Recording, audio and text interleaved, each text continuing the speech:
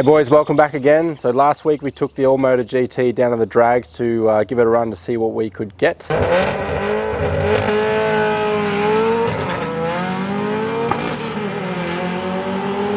And it ended up with the best time of 15.5 at a blistering 87 miles an hour. Now I've had a stock 4 EFE style down the drags before, and the best I could get out of it was an 18.1 at around about 70 something miles an hour. So with only a 60 horsepower increase, it's dropped quite a few seconds off the time. The other thing too is with the best I could get was a 2.3 seconds 60 foot. Straight away it's telling you that the tyres aren't gripping up. These are a circuit tyre, so they're quite soft. I think you get a bit of VHT on there from the racetrack and they become quite slippery. So we're going to head back to the drags in a week or so, and I'm going to take the drag slicks down, see if we can improve that time a little more. But one of the other problems we had is it didn't want to shift. As the car started getting warmer, trying to shift from first to second, ripping it hard, just didn't want to go into gear. Now the gearbox all we have in this, it's a 7580, just a usual transaxle oil. I've got the same oil also in the blue car, and because it only gets driven, you know, once every, well, a race meet doesn't get driven on the street, I don't think the oil has time to get hot or sort of maybe have problems there. But we also have the same oil in Nick's car, and his beautiful new C52 that we, or second-hand box that we put in there, is also having problems trying to shift into gear. So we decided to transition to a new style of gearbox oil. We ended up going with a Redline shockproof lightweight gear oil. I don't actually know too much about it or what's actually in the oil that makes it special, but a lot of the reviews have been saying that it significantly improves shifting, smoother shifting, quieter gearbox, quieter driveline noises. So yeah, ended up ordering a few bottles of that online. So we're going to go pop this in the GT today.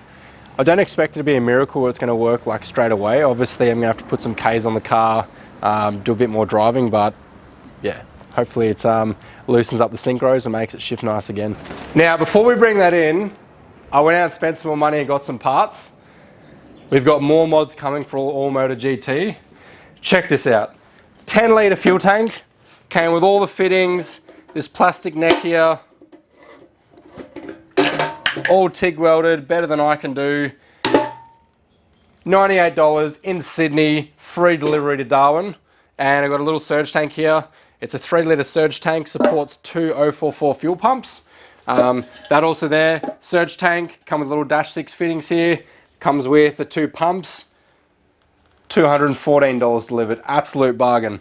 They actually had a sale on the week after where they had these single surge tanks with no fuel pumps, $56 delivered. If you're interested to get one of those, just jump on eBay. There's tons of different companies that sell them, but that's a pretty good bargain. I couldn't even make that for that price even if I wanted to.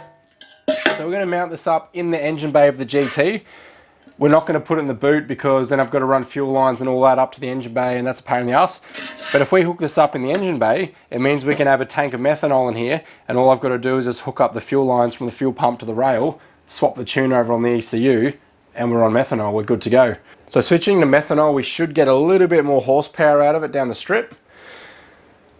But I may be able to get my hands on some nitro and do a bit of a mix there, but that's later down the line. That's one of the actual main reasons why I went to a dual pump setup instead of just one big single.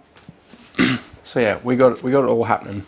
It is all happening. We are going to get the GT deep into the 14s and high 90s mile an hour. It's just going to be epic.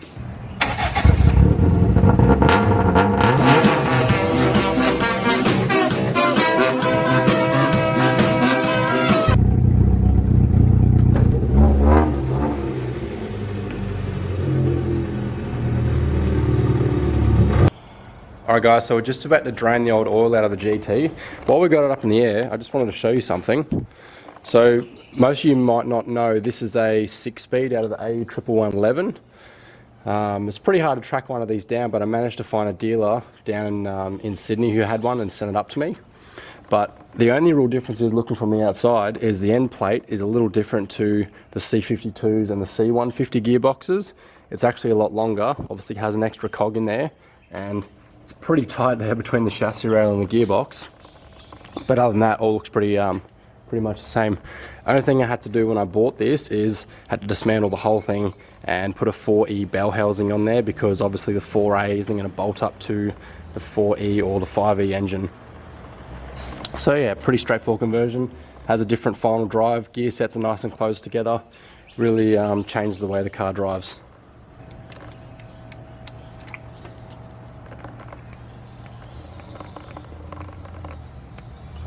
Gear oil still nice and clean.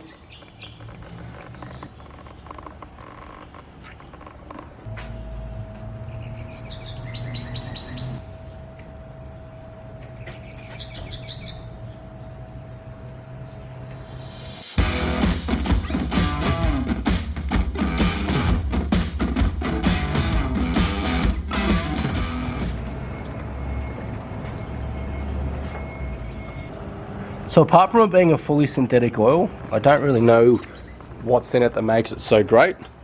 But I think the most important part here is the oil is blue, so that must be it.